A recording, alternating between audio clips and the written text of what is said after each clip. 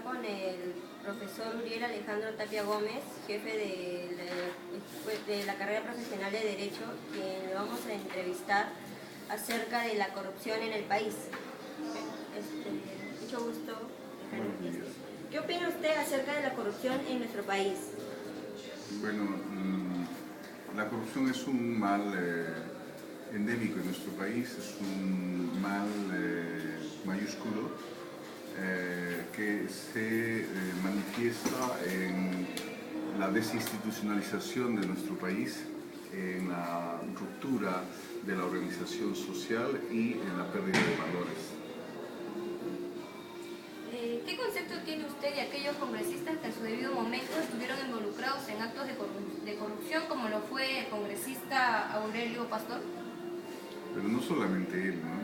Y no sé si lo que él haya cometido ese acto de corrupción, porque solamente es un caso, ¿no?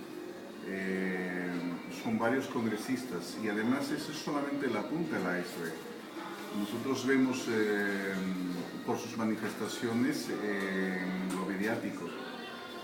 Yo creo que el problema de la corrupción está estructuralmente inclusive en nosotros mismos, entre usted y yo, porque tenemos esquemas proclives a los comportamientos corruptos.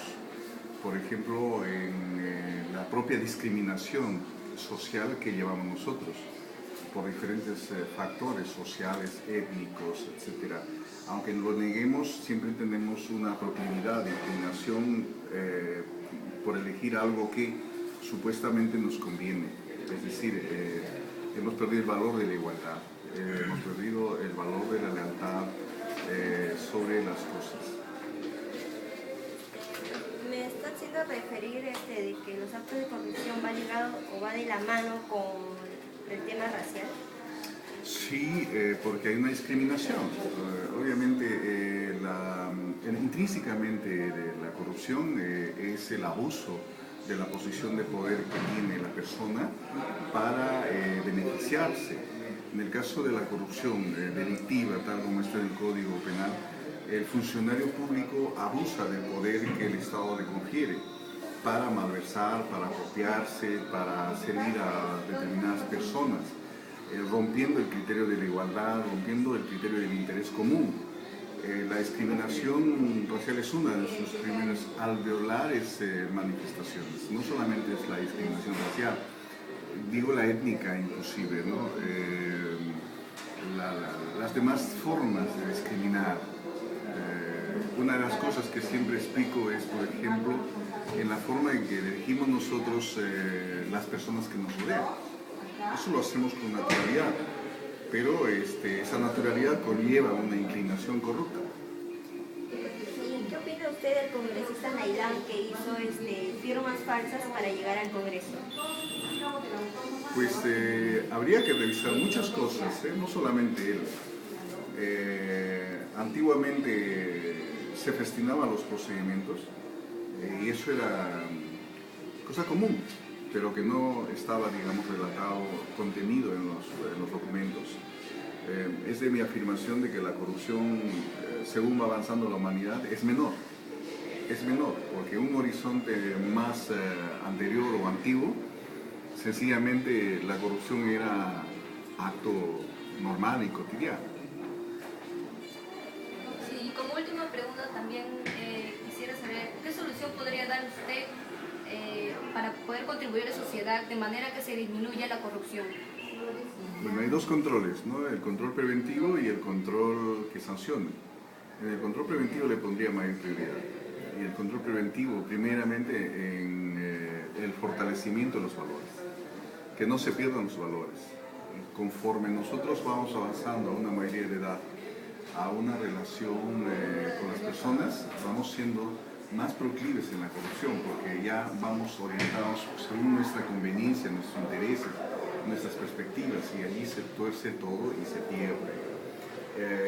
Luego, en la prevención de restar medios para que no se cometa actos de corrupción, los controles preventivos, de tal manera que, por ejemplo, una minuciosa y periódica evaluación de los dineros del Estado caería muy bien, pero el Estado mismo no tiene capacidad de poder hacer esa evaluación constante, ¿no? Es decir, por ejemplo, son algo de 3.200 pliegos presupuestarios y la evaluación no es tan minuciosa. La Contraloría General de la República, los órganos de control interno, las auditorías, las oficinas de auditorías, no son suficientes.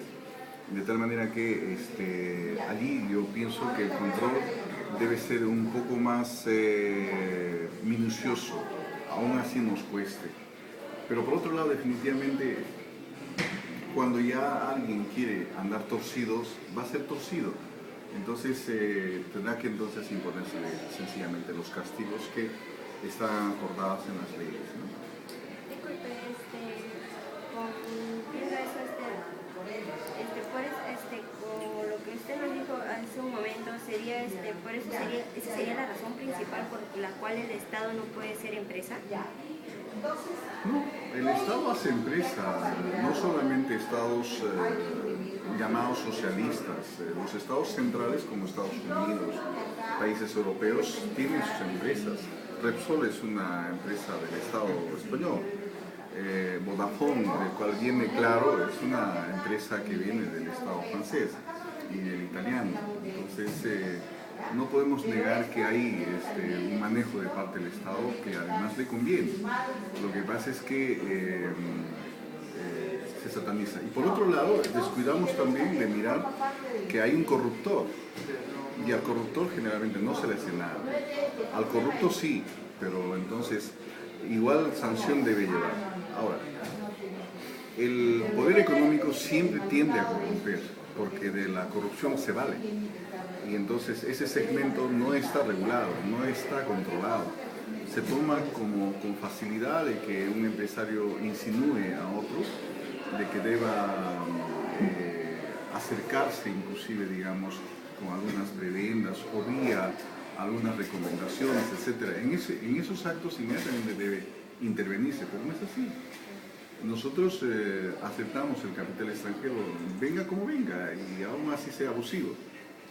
Pero y si hablamos en el caso de la Constitución, según la 93, la actual, nos dice de que el Estado no puede ser empresa, porque el Estado no está capacitado para administrar el dinero público, porque simplemente los que lo administran, los gerentes, se los llevan a su bolsillo. ¿Qué piensa de eso? Es que no hay nada que pensar, no sé a qué viene la pregunta. El asunto es de que la corrupción está en todas partes, constantemente acecha, y no solamente en su versión de malversación, de cohecho, de soborno, etc., sino en comportamientos que van lindando con los actos de discriminación. Muchas gracias.